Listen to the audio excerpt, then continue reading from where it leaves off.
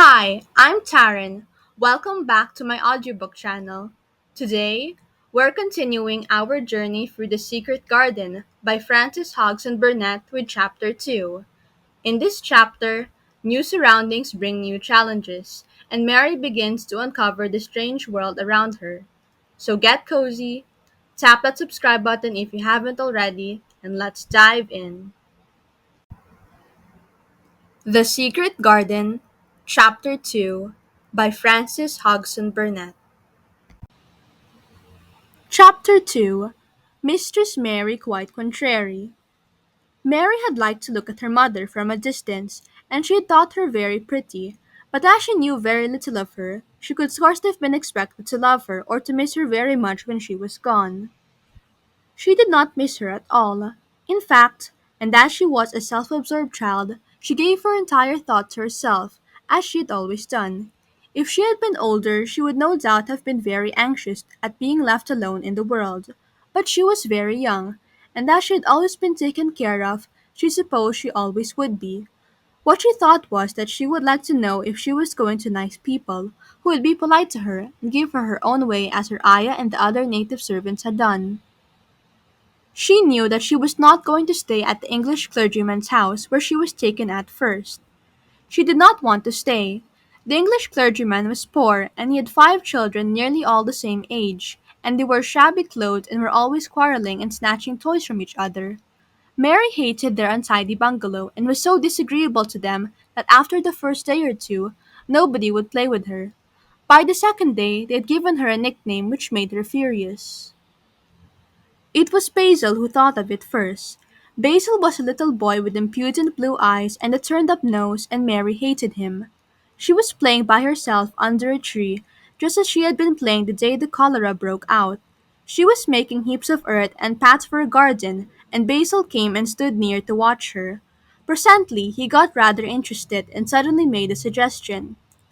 "Why don't you put a heap of stones there and pretend it is a rockery?" he said. "There, in the middle," and he leaned over her to point. "Go away!" cried Mary. "I don't want boys. Go away!" For a moment Basil looked angry, and then he began to tease. He was always teasing his sisters. He danced round and round her and made faces and sang and laughed. "Mistress Mary, quite contrary, how does your garden grow? With silver bells and cockle shells and marigolds all in a row." He sang it until the other children heard and laughed too, and the crosser Mary got, the more they sang, "Mistress Mary, quite contrary." And after that, as long as she stayed with them, they called her Mistress Mary, quite contrary, when they spoke of her to each other and often when they spoke to her. "You are going to be sent home," Basil said to her, "at the end of the week, and we're glad of it." "I am glad of it too," answered Mary. "Where is home?" "She doesn't know where home is," said Basil with 7-year-old scorn. "It's England, of course. Our grandmamma lives there, and our sister Mabel was sent to her last year. You are not going to your grandmamma. You have none. You are going to your uncle. His name is Mr. Archibald Craven." "I don't know anything about him," snapped Mary. "I know you don't," Basil answered. "You don't know anything. Girls never do. I heard father and mother talking about him. He lives in a great big desolate old house in the country, and no one goes near him. He's so cross he won't let them, and they wouldn't come if he would let them. He's a hunchback and he's horrid." "I don't believe you," said Mary, and she turned her back and stuck her fingers in her ears because she would not listen any more. But she thought over it a great deal afterward, and when Mrs. Crawford told her that the night she was going to sail away to England in a few days and go to her uncle, Mr. Archibald Craven, who lived at Misselthwaite Manor, she looked so stony and stubbornly uninterested that they did not know what to think about her. They tried to be kind to her, but she only turned her face away when Mrs. Crawford attempted to kiss her, and held herself stiffly when Mr. Crawford patted her shoulder. "She is such a plain child," Mrs. Crawford said pityingly afterward, "and her mother was such a pretty creature. She had a very pretty manner, too, and Mary has the most unattractive ways I ever saw in a child. The children call her Mistress Mary quite contrary, and though it's naughty of them, one can't help understanding it. Perhaps if her mother had carried her pretty face and her pretty manners oftener into the nursery, Mary might have learned some pretty ways too. It is very sad, now the poor beautiful thing is gone, to remember that many people never even knew that she had a child at all. I believe she scarcely ever looked at her, sighed Mrs. Crawford. When her ayah was dead, there was no one to give a thought to little thing. Think of the servants running away and leaving her all alone in that deserted bungalow. Colonel McGrew said he nearly jumped out of his skin when he opened the door and found her standing by herself in the middle of the room. Mary made the long voyage to England under the care of an officer's wife, who was taking her children to leave them in a boarding school. She was very much absorbed in her own little boy and girl, and was rather glad to hand the child over to the woman Mr. Archibald Craven sent to meet her in London. The woman was his housekeeper at Misselthwaite Manor, and her name was Mrs. Medlock. She was a stout woman, with very red cheeks and sharp black eyes. She wore a very purple dress, a black silk mantle with red fringe on it, and a black bonnet with purple velvet flowers which stuck up and trembled when she moved her head. Mary did not like her at all, but as she very seldom liked people, there was nothing remarkable in that. Besides, which was very evident, Mrs. Medlock did not think much of her. "My word, she's a plain little piece of goods," she said, "and we've heard that her mother was a beauty. She hasn't handed much of it down, has she, ma'am?" "Perhaps she will improve as she grows older," the officer's wife said good-naturedly. "If she were not so sallow, and had a nicer expression. Her features are rather good. Children alter so much." "She'll have to alter a good deal," answered Mrs. Medlock, "and there's nothing likely to improve children Misselthwaite, if you ask me." They thought Mary was not listening because she was standing a little apart from them at the window of the private hotel they had gone to. She was watching the passing buses and cabs and people, but she heard quite well and was made very curious about their uncle and the place he lived in. What sort of place was it, and what would he be like? What was a hunchback? She had never seen one. Perhaps there were none in India. Since she had been living in other people's houses and had had no ayah, she had begun to feel lonely and to think queer thoughts which were new to her. She had begun to wonder why she had never seemed to belong to anyone, even when her father and mother had been alive. Other children seemed to belong to their fathers and mothers, but she had never seemed to really be anyone's little girl.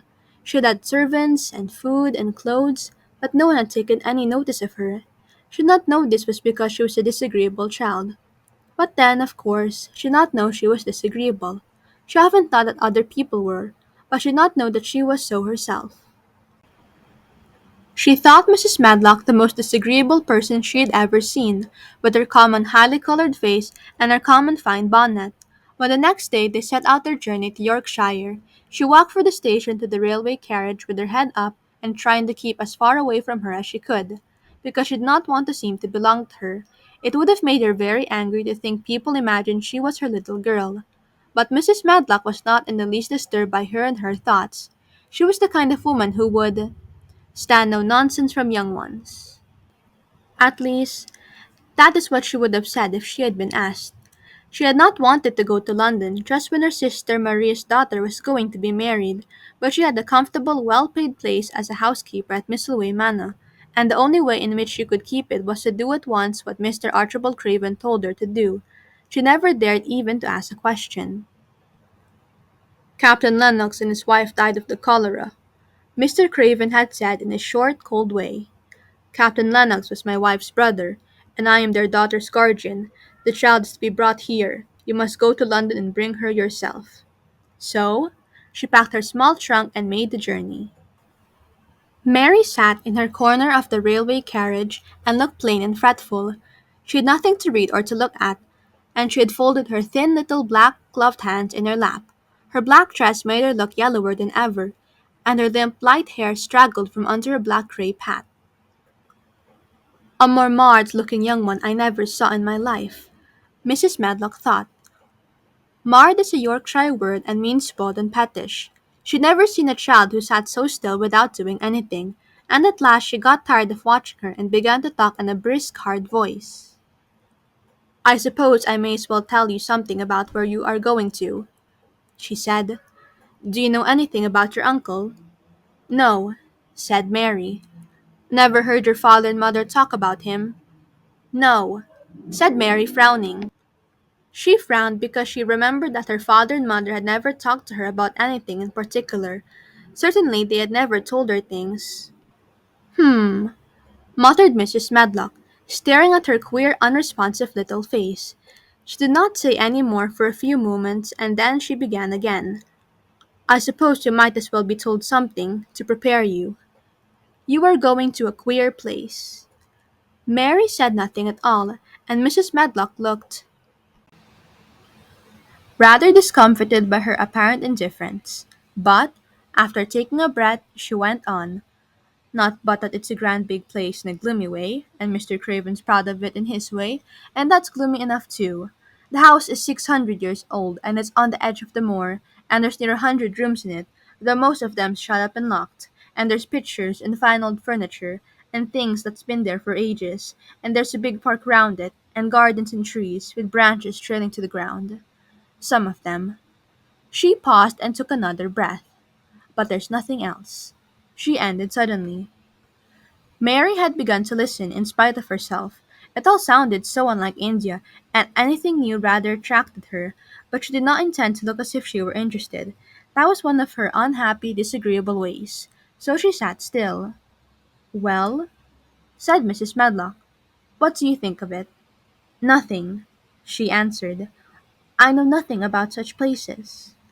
That made Mrs. Medlock laugh, a short sort of laugh. Eh? She said, but you are like an old woman, don't you care? It doesn't matter, said Mary, whether I care or not.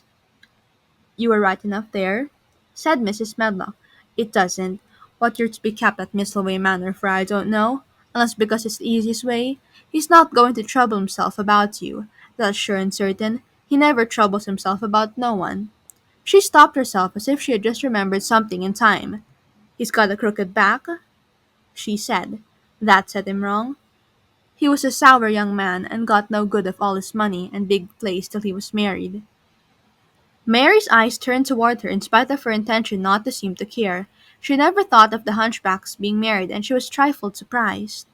Mrs. Medlock saw this, and as she was a talkative woman, she continued with more interest. This is one way of passing some of the time, at any rate.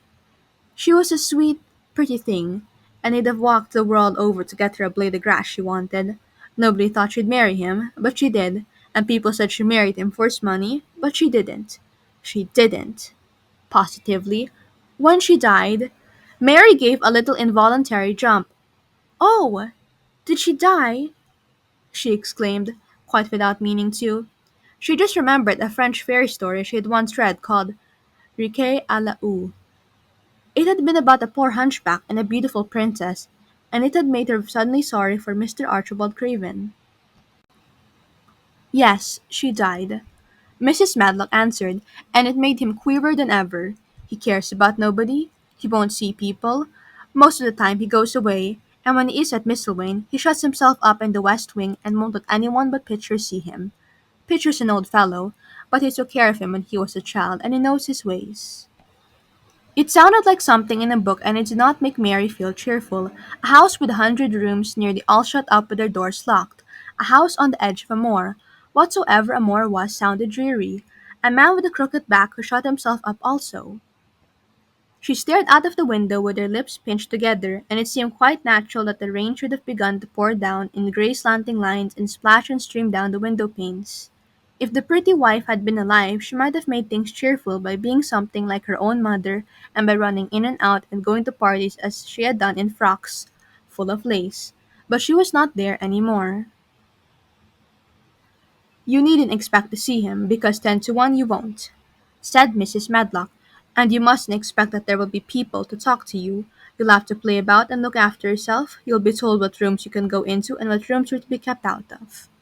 There's gardens enough, but when you're in the house, don't go wandering and poking about. Mr. Craven won't have it. I shall not want to go poking about, said sour little Mary, and just as suddenly as she had begun to be rather sorry for Mr. Archibald Craven, she began to cease to be sorry and to think he was unpleasant enough to deserve all that had happened to him.